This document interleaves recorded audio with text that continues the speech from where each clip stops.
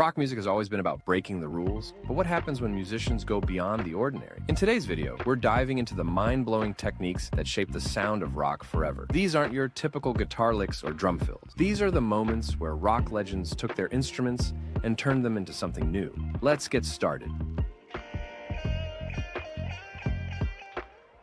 When we think of guitar solos, we picture fingers flying across frets. But Jimmy Page from Led Zeppelin had something entirely different in mind. During live performances, Page would whip out a violin bow and use it to play his guitar. This wasn't a gimmick. It was a way to create eerie, sustained sounds that guitars normally couldn't produce. Using a violin bow on a guitar was unheard of in rock, and it gave Page the ability to manipulate feedback and sustain notes longer than a traditional pick or finger technique ever could. His use of the bow, especially on songs like Dazed and Confused, allowed him to craft these otherworldly droning effects. The idea came from classical music, but Page used it to push rock into experimental territory. This technique added an element of mystery and drama to Led Zeppelin's live show and proved that sometimes thinking outside the box can take your sound to the next level.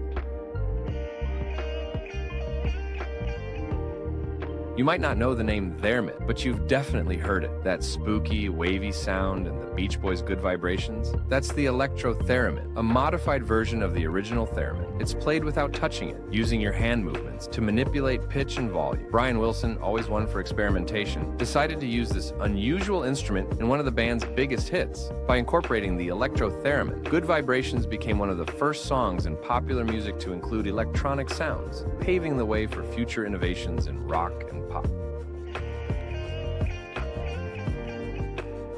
Instead of relying on traditional finger picking or strumming, Eddie used both hands on the fretboard to tap out complex sequences of notes at lightning speed. Songs like Eruption became showcases of this skill, where he created rapid-fire arpeggios and cascading notes that sounded almost impossible to play. Eddie didn't invent tapping, but he perfected it, making it a key part of his signature style. His technique made guitarists all over the world rethink how the instrument could be played.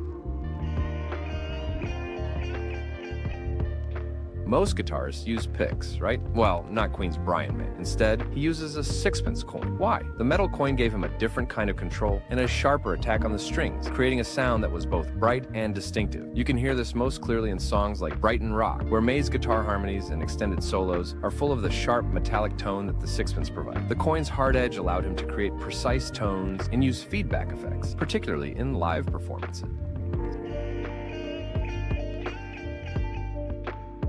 In the early 1980s, drum machines weren't common in rock, but Peter Gabriel, always ahead of the curve, embraced them. On songs like Shock the Monkey, he combined human drumming with programmed beats to create something that felt both mechanical and organic. Gabriel's use of drum machines was revolutionary because it bridged the gap between traditional rock sounds and electronic music, pushing the genre into new territories. By the time drum machines became mainstream, Gabriel was already a pioneer of the technique, influencing artists across rock, pop, and electronic music.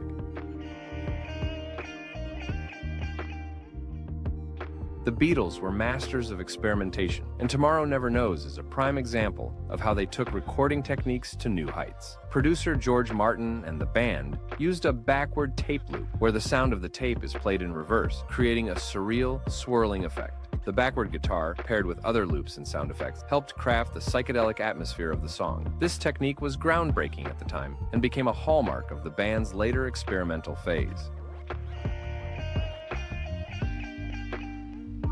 Deep Purple's Smoke on the Water contains one of the most iconic guitar riffs in rock history, but it wasn't just the riff itself that made it groundbreaking. Ritchie Blackmore achieved a tone that was both clean and distorted at the same time, a rarity in hard rock. By blending these two extremes, he created a sound that was heavy yet clear, allowing the riff to cut through the mix. This hybrid tone became a major influence on future hard rock and metal guitarists. Keith Moon didn't just keep time. He tore through his drum kit with a level of chaos and unpredictability that made him a legend. His drumming on The Who's tracks, especially songs like My Generation, was more like a lead instrument than a rhythmic foundation. Moon's wild, explosive style was a huge influence on the early punk rock scene, inspiring drummers to break free from the conventional timekeeping role and become a driving force in the band's sound.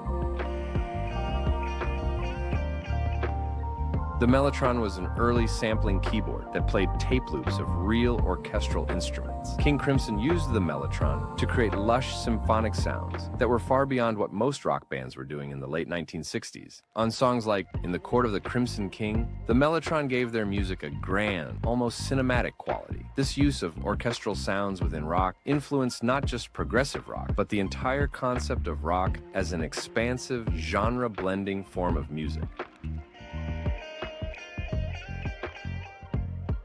In Jumpin' Jack Flash, the Rolling Stones used a simple yet effective piece of studio trickery to create its signature raw guitar sound. Keith Richards recorded his guitar part through a tiny cassette recorder, which gave it a compressed, gritty edge. This wasn't a polished studio sound, but it gave the song its rebellious, rough feel. By experimenting with lo-fi recording techniques, the Stones added a layer of authenticity and raw energy that perfectly matched the song's attitude. Recording through a cassette player wasn't exactly standard practice, but it's a perfect example of how limitations can lead to innovation. The result? One of the most memorable rock tracks of all time.